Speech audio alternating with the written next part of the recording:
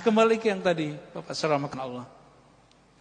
Surah Al-Fajr, irji'i, wahai jiwa yang tenang. Maka yang dipanggil di ayat ini hanya orang-orang yang sudah istiqomah berzikir.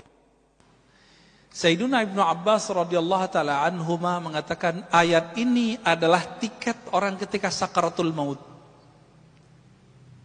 Tiket orang sakaratul maut. Jadi kalau ada orang meninggal nih, lalu turun ayat ini kepadanya, surga. Siapa mereka yang dipanggil ini?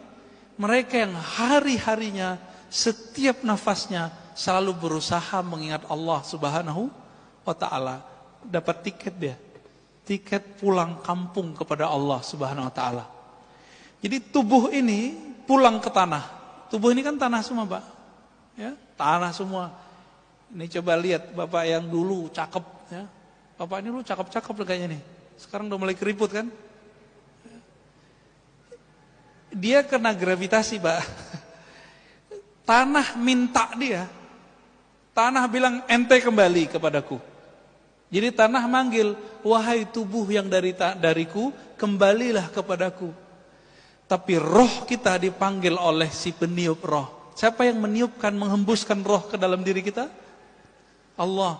Maka Allah akan panggil, wahai roh yang aku hembuskan, kembalilah kepadaku. Kalau nggak tahu jalan pulang, gimana caranya? Dan jalan pulangnya adalah ma'rifatullah, mengenal Allah lalu zikir. Udah dua itu aja.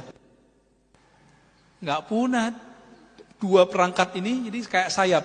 Satu ma'rifatullah, satu zikrullah. Punya dua sayap ini terbang kita Pak nanti. Nah, diteruskan oleh ayat itu. Kembalilah kepada Allah dengan dua makom. Radiyah, mardiyah. Nah, ini secara makom dari sisi Allah. Tapi dari sisi kita dibalik.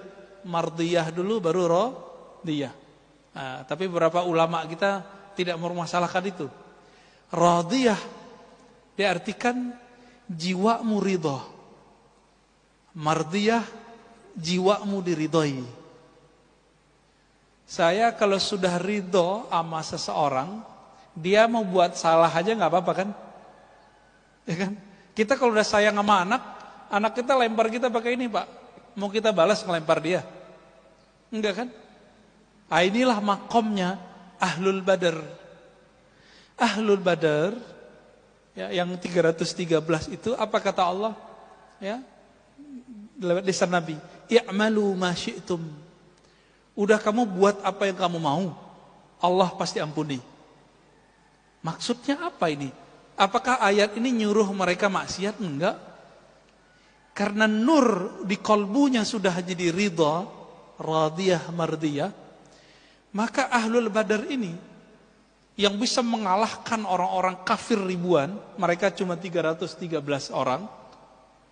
Itu Allah kasih kebebasan karena mereka sudah selesai dengan nafsiyahnya.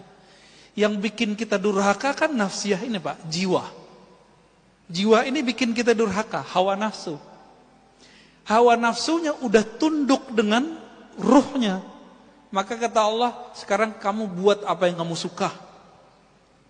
Kalaupun mereka terjebak maksiat, pasti kembali. Siapa contoh sahabatnya? Nuaiman. Pada dengar? Nuaiman itu, dia perannya dua. Ya. Pemabuk, tapi suka bikin lucu. Yang bisa bikin gigi Nabi kebuka dengan senyum dan tertawa, cuma Nuaiman. Tapi orang ini, Nabi wafat, dia suka mabuk Pak. Di zaman Umar, sahabat-sahabat yang lain bilang, ya Umar, kok ente nggak bunuh aja nih orang gitu. Ya, di satu riwayat dikatakan, hei Umar, kenapa kamu nggak mengutuk orang ini? Apa jawab Umar? La, fa innallaha yuhibbuhu. Ya. Ya, di riwayat lain, fa innahu yuhibbullaha wa rasulah. Fa innahu yuhibbullaha wa rasulah. Ya. Dia ini cinta Allah dan Rasulnya ya? Atau Allah dan Rasul cinta dia gitu. Inilah doanya Abul Hasan Syadzili, guru dari gurunya Imam Ibnu Athaillah pengarang Hikam. Di sini ada kajian kitab Al-Hikam Pak. Belum ya. Pengarang kitab Ahlikam punya guru namanya Al-Mursi. Al-Mursi punya guru namanya Abul Hasan Syazili. Apa kata beliau?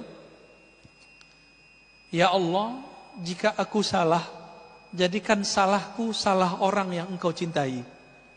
Aku sudah engkau cintai, lalu aku terjebak salah. Kira-kira gimana? Dimaafin gak? Dimaafin. Nah, itu maksudnya. Ya. Ini maqam radiyah mardiyah. Radiyah mardiyah. Dia ridha kepada Allah. Lalu bagaimana caranya supaya kita jadi ridha? Caranya tadi yang kita sebutkan, Pak. Kenallah Allah, lalu zikrullah. Allah bagaimana yang kita harus kenal? Untuk ridha kepada Allah, maka harus kenal dengan dua sifat Allah. Kudrah, iradah. Masih ingat? Ya. Kudrah, apa arti kudrah? Kekuasaan. Iradah, kehendak. Nah, coba lihat, Pak. Allah itu berkuasa melakukan apa saja dan berkeinginan sesukanya. Bahkan Allah itu beriradah, berkehendak buat orang mukmin, buat orang kafir. Jadi kafir mukmin itu kehendak Allah, tapi Allah belum tentu ridha kepada orang yang kafir. Saya mau tanya nih, adakah di dunia sesuatu terjadi tanpa izin Allah? Tidak ada. Berarti orang maksiat izin Allah enggak? Izin Allah enggak? Serius? Yakin enggak, Pak? Namrud itu izin Allah atau bukan? Fir'aun? Enggak ya? Kalau bukan izin Allah, izin siapa dong? Ya? Emang ada Allah selain Allah? Ada Tuhan selain Allah? Enggak kan? Karena tiada Tuhan yang mencipta, yang berkehendak kecuali kehendak Allah. Maka ahlu sunnah wal jamaah mengatakan tidak semua yang Allah kehendaki itu diridhoinya. Itu sebabnya doanya ahli zikir waridhaka matlubi. Ya Allah, yang kami cari ridhamu.